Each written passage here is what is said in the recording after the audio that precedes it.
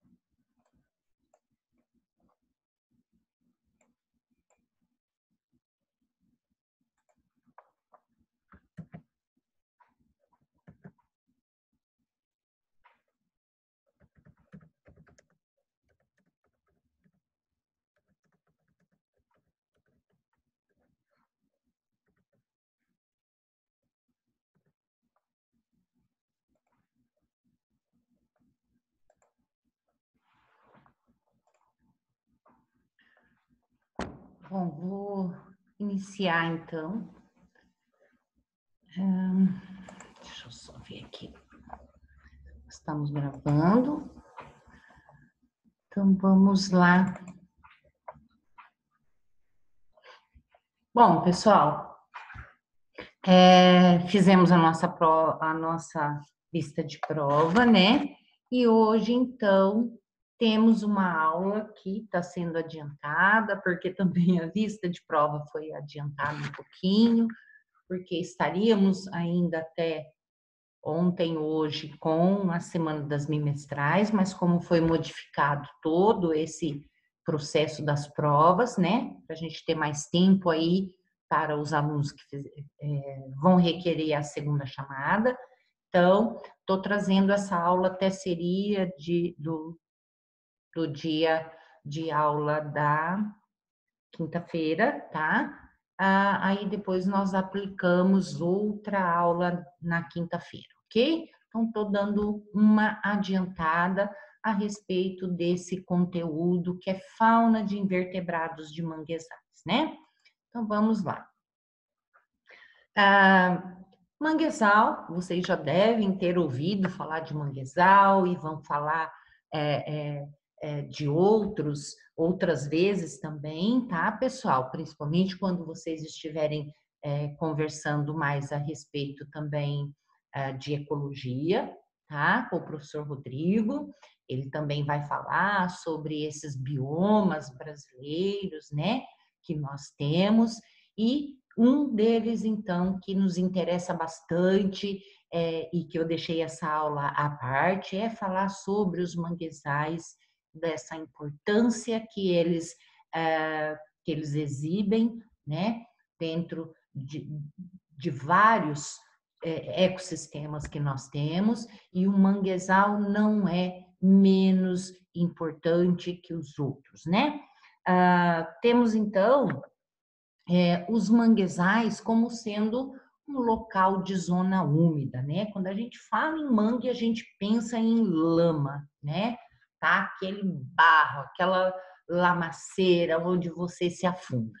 Então, esse manguezal, né, definido de acordo com Schaefer Novelli, né? Schaefer Novelli, ele diz que manguezal é a zona úmida, definida como um sistema costeiro, então a gente já imagina na costa, né, próximo ao mar, né, e que é um local de transição entre ambientes terrestre e marinho, então. Característica de regiões tropicais e subtropicais. Então, nós podemos ver que os manguezais estão ligados, então, a esse ambiente em que esse clima está favorecendo, então, esse ambiente, né? Que é tropical e subtropical. Então, temos temperaturas mais amenas, né? E isso é o que propicia, então, a formação de manguezais, tá? Sujeito a regimes de maré, isso é, de marés altas e baixas, né? Então, essa formação de manguezal, ela, então, explora esses ambientes, então, de transição entre terrestre e aquático, e ainda esses regimes de marés que ocorrem em baixas e em altas, então. Manguezal é ecossistema entre a terra e o mar, para falar mais resumidamente, tá?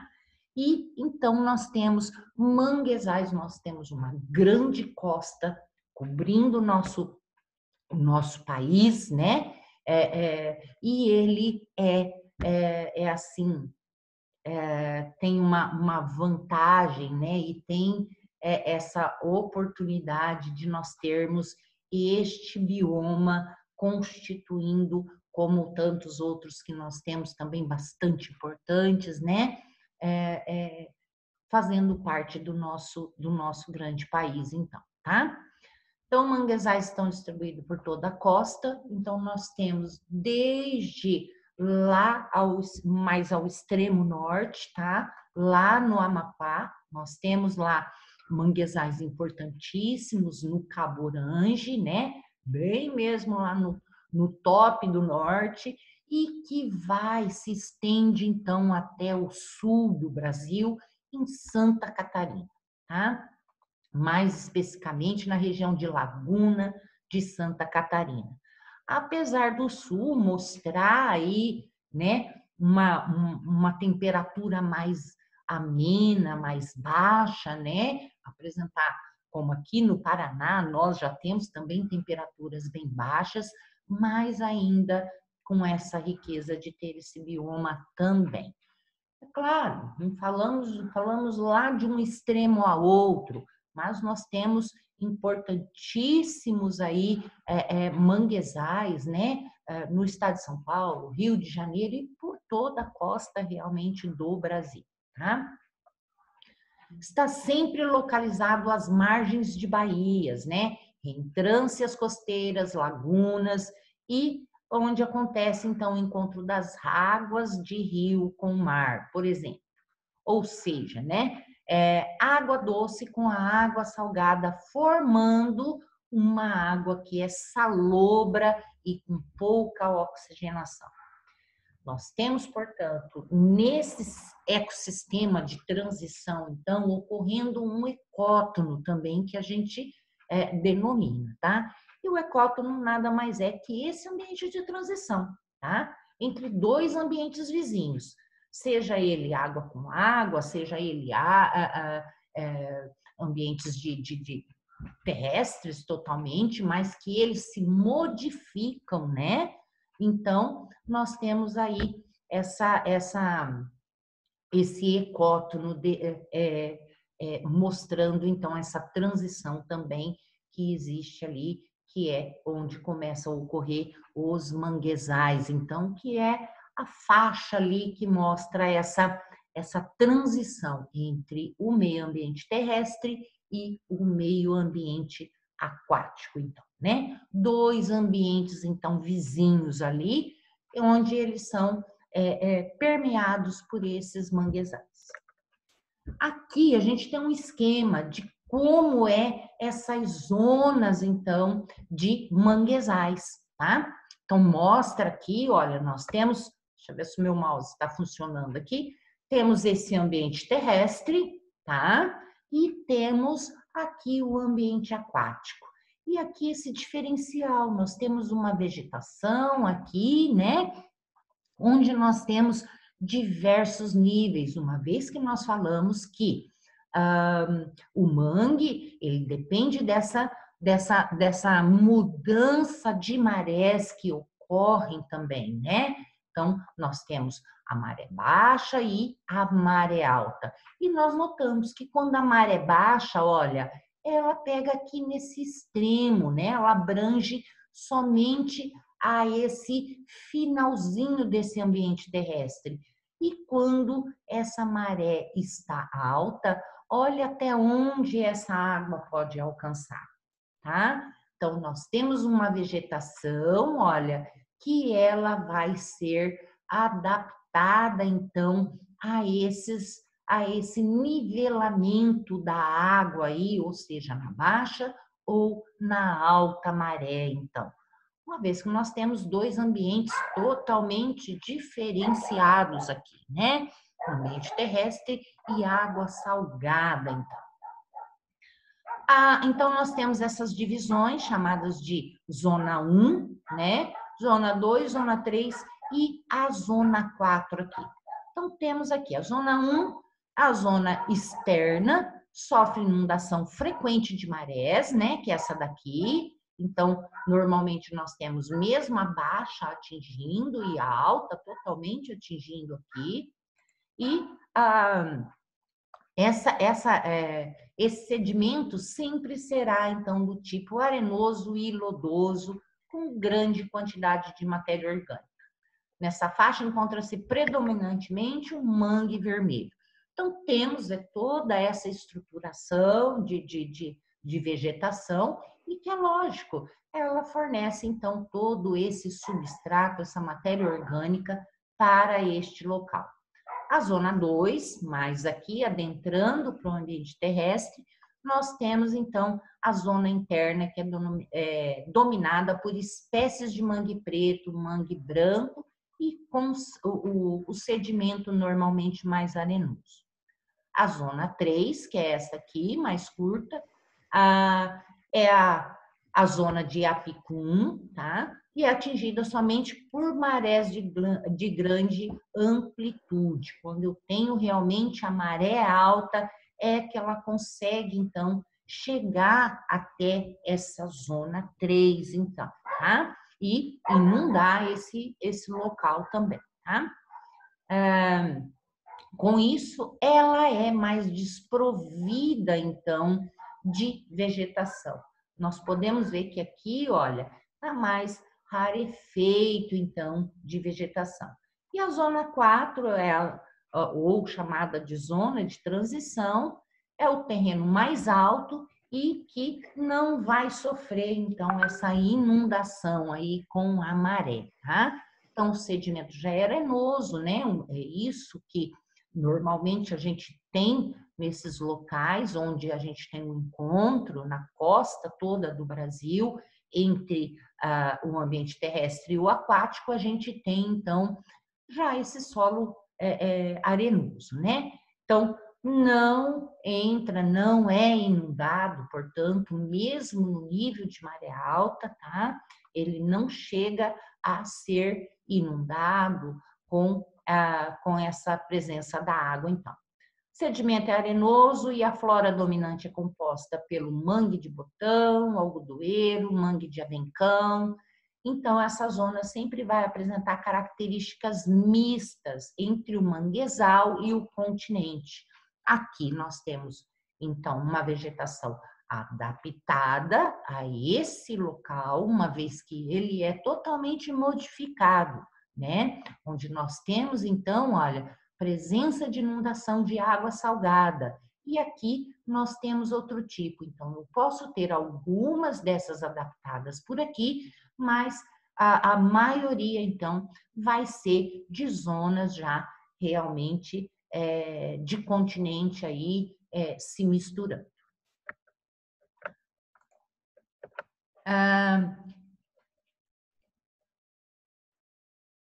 Só um pouquinho.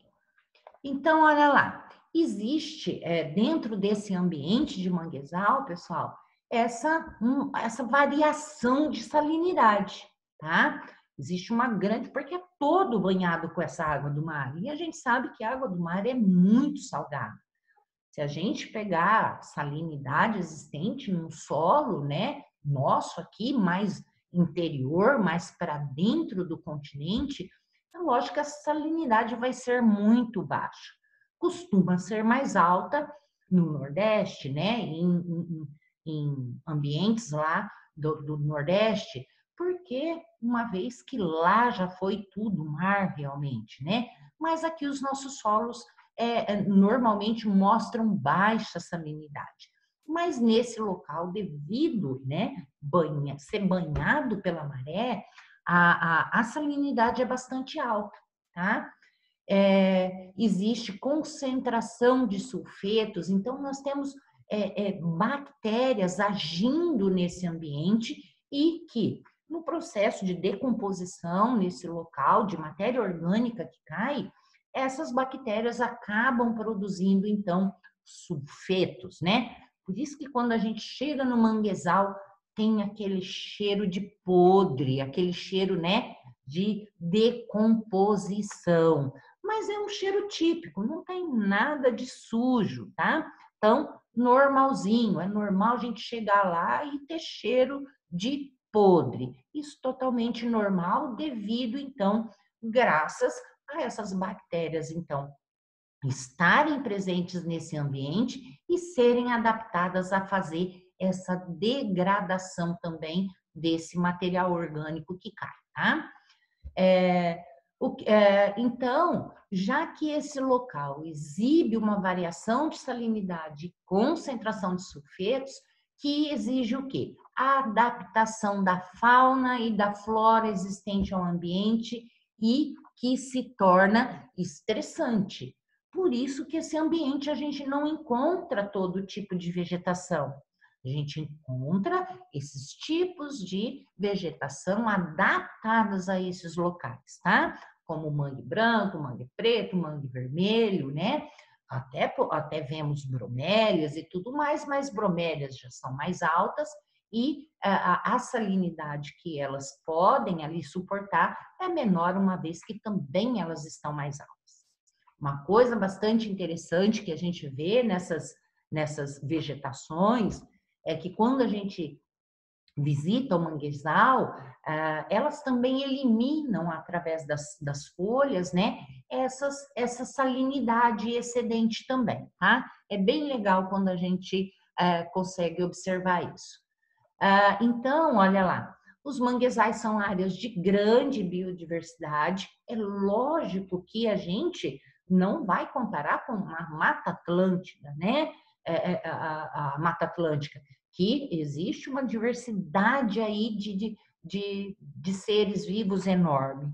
Mas para um local que exibe, então, um ambiente tão estressante, mesmo assim a gente encontra, portanto, uma diversidade bastante rica nesse local de manguezal, tá? Então, grande diversidade porque recebe restos de folhas, excrementos de animais e outros nutrientes também pela mudança de maré. Então, eu tenho essa maré subindo, né? Vai até bem para dentro, então, desse ambiente terrestre, e o que tem lá naquele entorno, enquanto estava seco, é trazido, então, aquilo que estava lá. E é tudo matéria orgânica e que vai servir, então, de algum modo de alimentação para os animais que ali visitam. Outra coisa também, essa estrutura úmida que esse ambiente oferece, ele é fundamental para alguns seres vivos que vivem lá. Então, é um berçário aí de moluscos, de peixes, aves e também de crustáceos, né? Então, para a gente pensar nesses invertebrados que estão lá, a gente logo pensa, então, são animais já que estão adaptados ao ambiente marinho, como os moluscos, peixes e crustáceos. E as aves, é lógico, aves que tiram proveito também dessa alimentação que está ali disponível também, tá?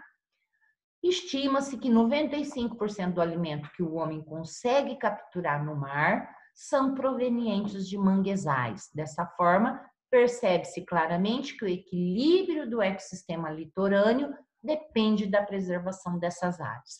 Nós temos uma infinidade de peixes, né, de moluscos e também de crustáceos, né, que vêm para acasalar, né, nesses locais mais seguros, saem um pouco lá do mar e vêm para esse ambiente de transição, onde essa vegetação também fornece, né, devido às suas raízes, fornece uma proteção a mais, então, para a sua prole. Então, aqui temos um pouquinho da amostra de como a gente vê o manguezal. O que é um manguezal? Coloquei algumas fotos aqui, principalmente de quando a maré está mais baixa, para que vocês vejam como estão formadas essas raízes desses manguezais, tá? Dessa vegetação que compõe, então, esses locais. Então, a gente vê, olha, essas raízes bastante ramificadas, tá? Bem espalhadas por todo esse local. Isso aqui, quando a maré tá alta, gente, a gente só vê as folhinhas verdes. Por isso que a gente não visita um manguezal no momento de maré cheia, tá? A gente só entra dentro de um manguezal quando a maré está baixinha. Então, muitas vezes a gente chega logo, desculpa, lá o comecinho, lá que quando a gente vai entrar no manguezal, é pura água aqui, a gente desce bem mais para cá. A gente tem que dar uma nadada até chegar nesse ambiente aqui e aí sim a gente começar a andar dentro do manguezal.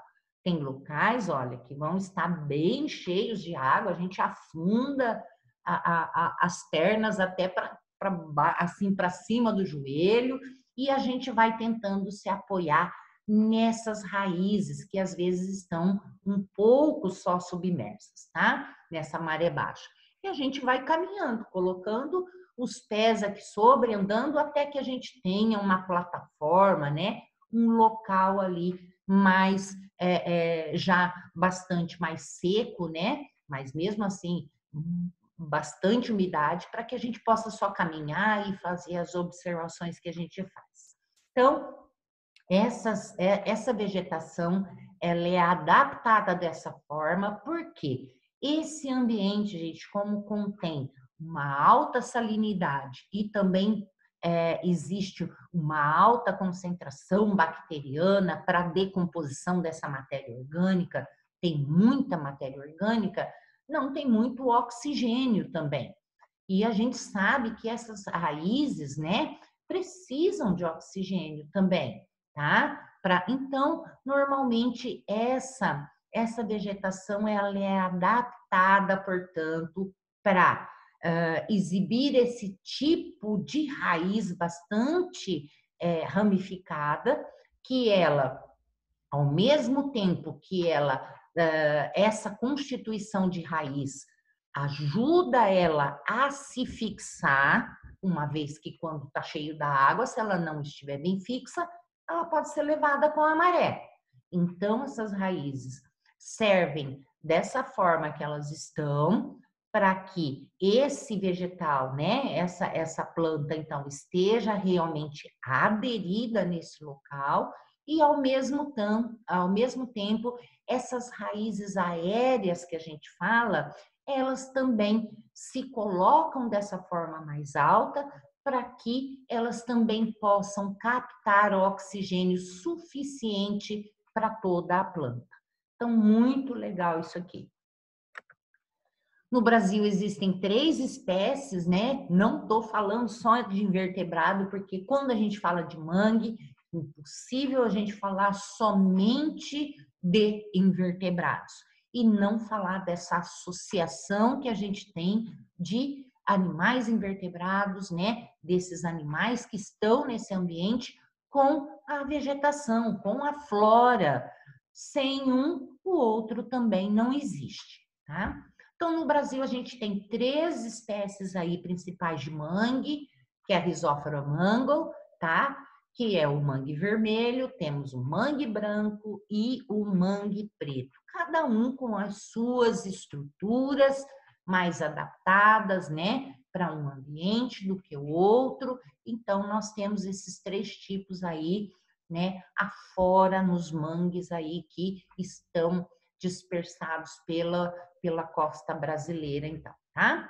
Então, aqui, ó, tá até colocadinho aqui. Raiz do mangue, ela funciona como substrato, né? Além de tudo, por isso essa associação com esses invertebrados para diversos organismos como ostra, cracas e moluscos, né? Então serve locais de fixação, né? De posicionamento, de local de onde esses animais possam então se segurar e ficar nesses locais também, tá?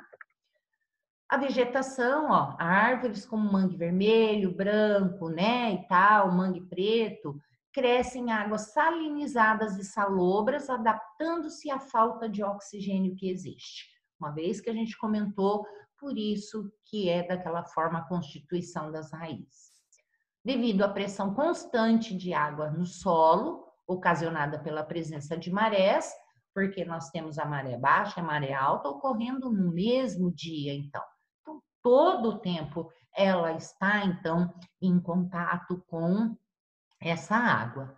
Então, uma árvore adulta, olha, uma árvore adulta se reproduz em cerca de 5 anos, o que é 3 vezes mais rápido que o processo de amadurecimento de uma planta, então, que está em ambiente normal, né? Alcançando até 20 metros de altura, nós temos essa vegetação do mangue.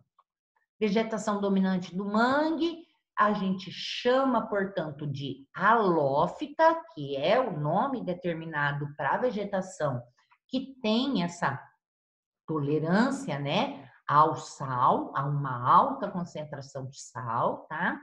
E adaptada para viver nesses ambientes de planície de inundação com as marés, que é de água salgada. Apesar de ser rico em matéria orgânica e nutrientes, é hipersalino e hipóxido, né? Que é muita concentração de sal e pouquíssimo oxigênio, então. Com isso, o mangue desenvolveu adaptações para esse ambiente, como as lenticelas, que possibilitam trocas gasosas direto com o ar, raízes radiais, que é o que a gente vê aquilo tudo, né? Aquelas raízes, a árvore está lá, mas ela tem raiz até aqui e bem altas também, tá? Raízes radiais de suporte para dar sustentabilidade no sedimento lamoso, o que a gente conversou. Em relação à fauna de animais, primeira fotinha que eu pus e não podia deixar eu alçar, é a primeira carinha de invertebrado que a gente chega lá e logo a gente vê essa pessoinha vermelha aí, bem bonitinho. E graças a Deus, quando a gente visita então o Pantanal, o Manguezal do Paraná, a gente dá de cara com esses uçás, tá? Então, esse uçá, ele tem o nome de Eucídeos cordatus, muito bonitinho, e ele, assim, normalmente, quando a gente vai para lá, ele exibe uma grande quantidade de indivíduos, sempre passeando por ali. A gente chega a pegar na mão e tudo mais. Então, esses animais são importantíssimos, tá, gente? Não só para o ecossistema em si, mas também como fonte de renda para muita gente, para muitos ribeirinhos de lá, né? Os caiçaras que a gente fala, que eles literalmente vivem também a partir da coleta, então, desses animais. Então, normalmente a gente tem a reprodução acontecendo desses animais ocorrendo sempre aí, ó, quando está começando a entrar o verão até o mês de março, tá? Então, nesse momento aí, não são coletados, então, é impossível fazer essa coleta, né? É proibido, literalmente, tá? Em todo o litoral paranaense, a captura do crustáceo aí sim é permitida entre, ó, entre 20 de dezembro e 21 de março, tempo em que as fêmeas já estão ovulando, tá? Deixa lá, pera lá. A captura do crustáceo é permitido apenas, tá? Só que, o que acontece? Bate muito com isso aqui, tá? Então, período de reprodução dele, que vai do final de novembro até o mês de março, eu nem entendi quando eu peguei isso aqui, porque eu peguei lá, eu peguei essa informação dentro da Federal do Paraná, se eu não me engano. E eu vi que tinha batido ali com o mesmo mês, tá, gente? Então, qualquer coisa, vocês aguardem que depois eu vou literalmente ver isso aqui, mas que eles se reproduzem a partir desse mês. E existe uma temporada em que é terminantemente proibido também fazer essa coleta, então, desses organismos, tá? Em qualquer época, elas não podem ser retiradas do mangue, sendo que só pode permitida a captura, comercialização e consumo de machos. Então foi isso mesmo, olha. É porque nesse momento até liberam, porém o que acontece? Só os machos podem ser apanhados, tá, gente? Então, aí é lógico. Por quê? Porque as fêmeas vão estar vou mostrar depois na aula, quando a gente começar a falar de crustáceo, né? Que acho que a gente vai falar nas próximas aulas. As fêmeas, elas acomodam. Então, na hora que eles coletam, eles enxergam perfeitamente quem é a fêmea e quem é o macho. Já dá para distinguir muito facilmente. E ainda mais quando eles pegam, então, um caranguejo e já olha e já vê a massa de ovos também, que elas acomodam no abdômen. Então, eles acabam então coletando. Mas nem sempre acontece isso, tá, gente? Infelizmente existe a coleta desses animais predatória mesmo. Eles pegam, não quer saber, limpa a massa de ovos e vai fazer então a sua venda desse material, né? O que acaba trazendo então um, um transtorno bastante grande que quando se trabalha com esse processo de regenerar, né, essa população de caranguejos e tudo mais. Aterros realizados nos mangues, né, tem trazido bastante problema, poluição gerada por esgoto lançado nos rios e desmatamentos, porque nós temos alguns locais de mangue, principalmente no Paraná, bem próximo a algumas cidades, né, ali do Paraná. Não é como ali na Ilha do Mel, onde a gente tem mangues que já são afastados e ali tem toda a proteção. Não é, ali é só com visita realmente agendada que se pode ir lá. Mas nós temos locais de mangue e que estão sendo totalmente não só aqui no Paraná, mas Rio de Janeiro, Santos e outros lugares estão sendo literalmente aí devastados a partir do que da ação humana mesmo. Aqui, ó, outros invertebrados que nós encontramos, né? Falamos de moluscos no geral, e esse é um dos moluscos que a gente pega lá quando a gente visita. Eu sempre vou atrás de um teredo para os meus alunos comerem, tá? Um monte deles acabam comendo. Gente, que nojo.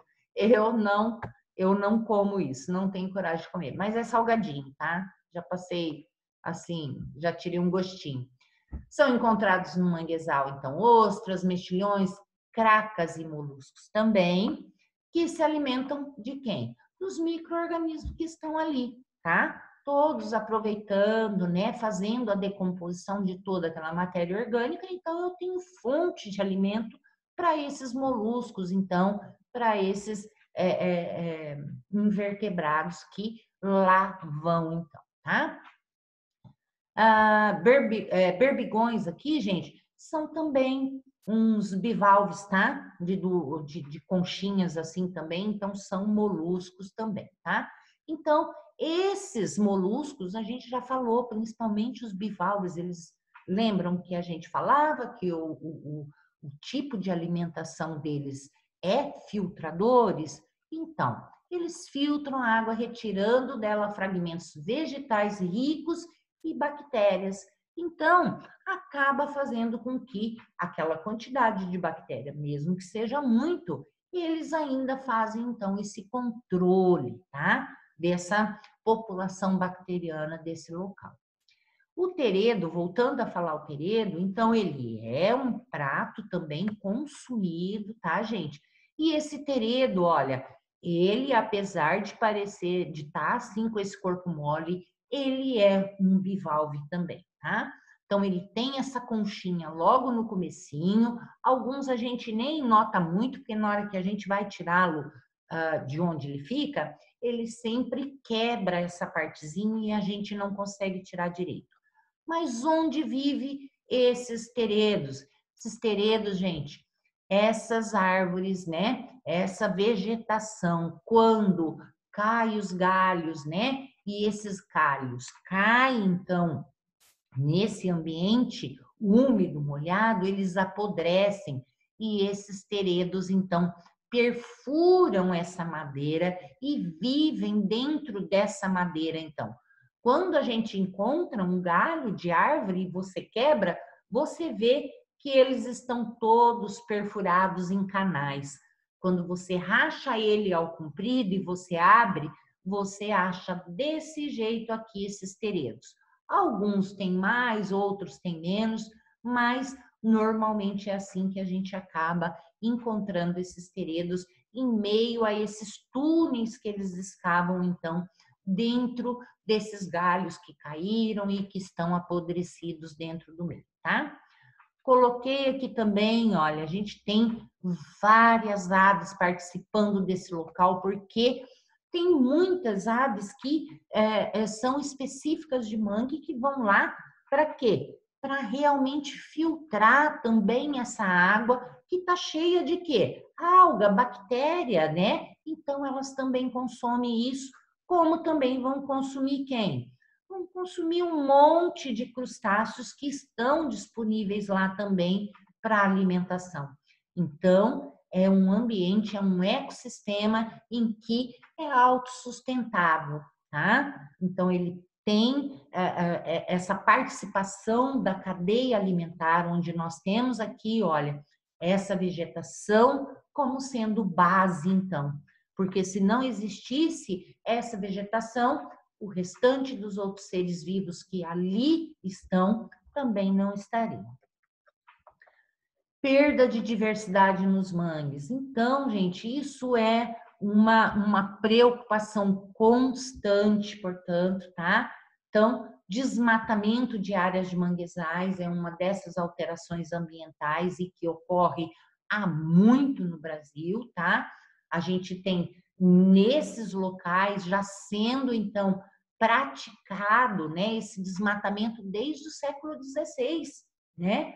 Então, sempre houve esse negócio de tirar árvores para obtenção de tintura, né? De produto, então, que sirva de tinta para tecidos, então, desde a época da colonização, então.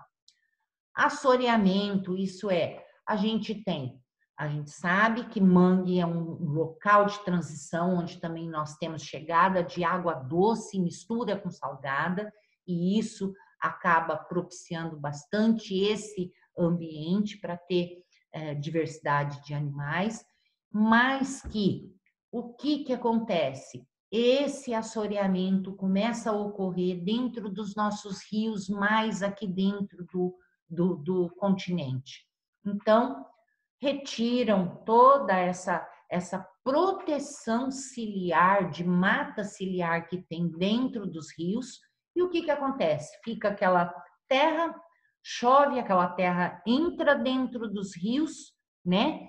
Isso acaba deixando o rio raso, largo, com pouco volume de água, e muito desse sedimento retirado vai para onde? Muita coisa, muita partícula, muito elemento que estava nesse substrato vai parar lá no mangue, gente.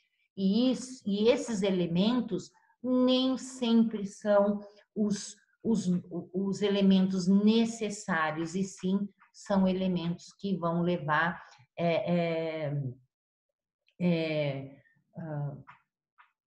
toxicidade também, né? Por quê? Porque vai chegar lá, olha, se essa mata ciliar aqui desse rio, que vai desembocar lá no mar, né, tem agricultura em volta, esse dono desse local, ele faz o quê? Ou todos, né? Porque um rio não é pequeno, ele pega vários proprietários.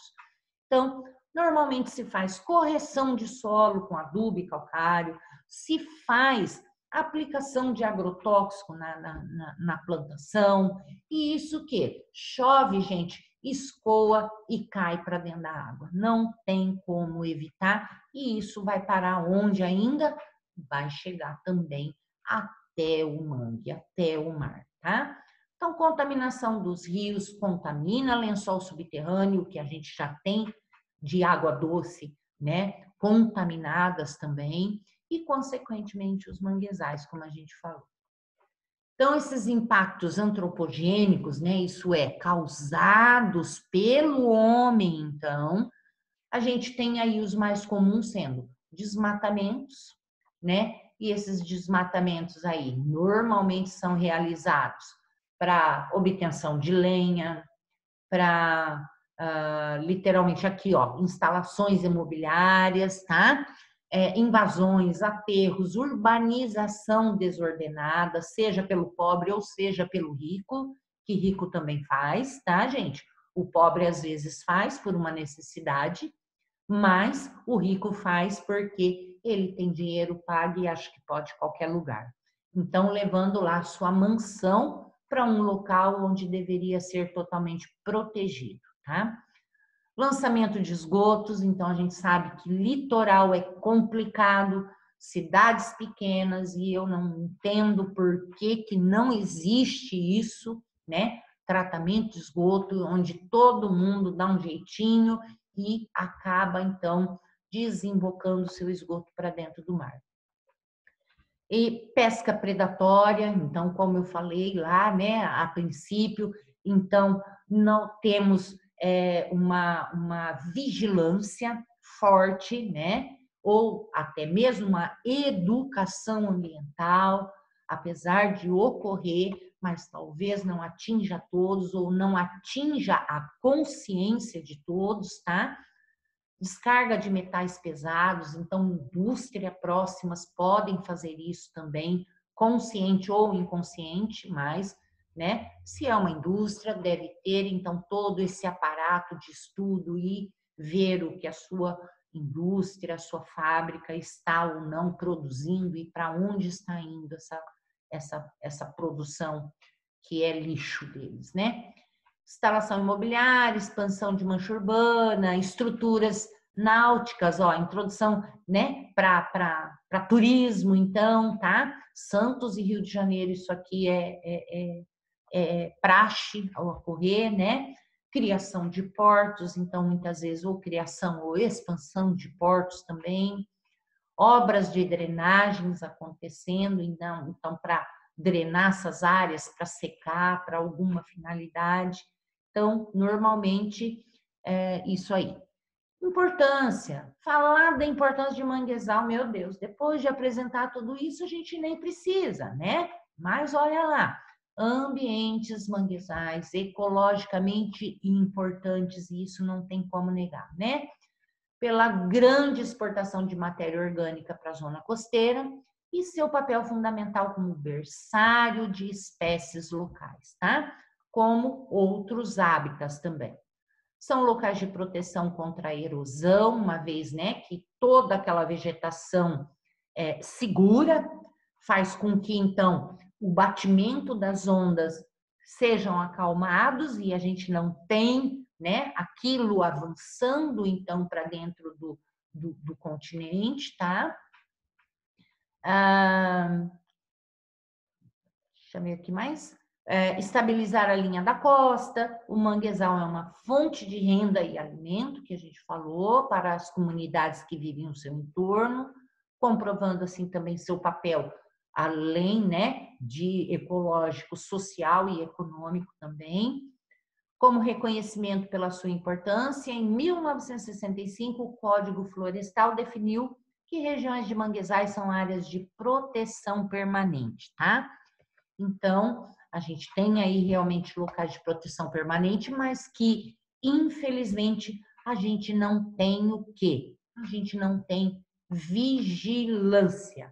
É isso que falta. Por isso que ainda exige, né, que se fique lá, então, organizando e trabalhando na proteção, em como recuperar certas espécies que já mostram, então, uma baixa diversidade nesses locais, tá?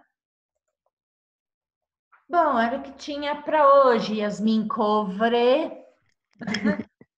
Ai, deu vontade de ir em um, Dá, Yasmin, conhecer. dá, mas deixa liberar, a gente abre, tá? Dá. Tem alunos mais à frente que querem ir para o Pantanal e tudo mais, mas nem sempre é possível, porque é muito caro, né? É, O professor Hudson tá vendo tudo mais, mas a gente não espera assim uma viagem para lá ser menos de R$ 1.000, tá? é, Então é bem caro. imagino. E o que está mais acessível é o que está no nosso estado e que a gente tem coisa muito bonita para ver também, né? Tem. E o manguezal é muito legal a gente ir mesmo. A gente vê bastante locais lá, não só o manguezal, mas a gente, nossa, a gente passeia muito e a gente vê muita coisa boa. Mas a gente vai, Yasmin. Vocês ainda Ai, estão, que bom. né? Tá bom? Tá bom. Então tá, Yasmin. Obrigada de ter vindo, tá? Obrigada, professora. Beijo. Até mais. Beijo, tchau. Tchau.